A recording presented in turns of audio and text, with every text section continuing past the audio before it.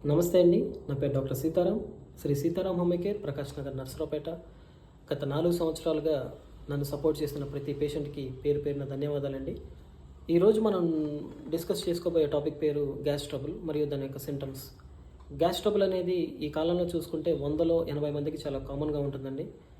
ఆ సింటమ్స్ ఎలా ఉంటాయంటే కొంచెం అన్నం తిన్నా కడుపు ఉబ్బరంగా ఉండటం, కడుపు నిండిపోయినట్టు ఉండటం, ఛాతీ దగ్గర మంట, ఎడం చేయి లాగుతున్నట్టు ఉండటం, పుల్లటి తేపులు రావటం, తేపులొచ్చినా సరే అంత సాటిస్ఫాక్షన్ ఉండకపోవటం, కంటిన్యూగా రావటం తేపులు, అరుగుదల అనేది సరిగ్గా ఉండకపోవటం, ఇలాంటి సమస్యలు గమనించినట్లయితే గ్యాస్ ట్రబుల్ అనేది అంత తొందరగా రిలీవ్ అవ్వదండి.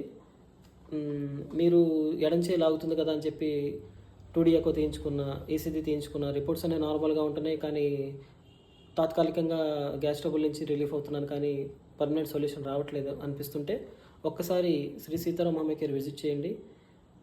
ధన్యవాదాలు. Thank you.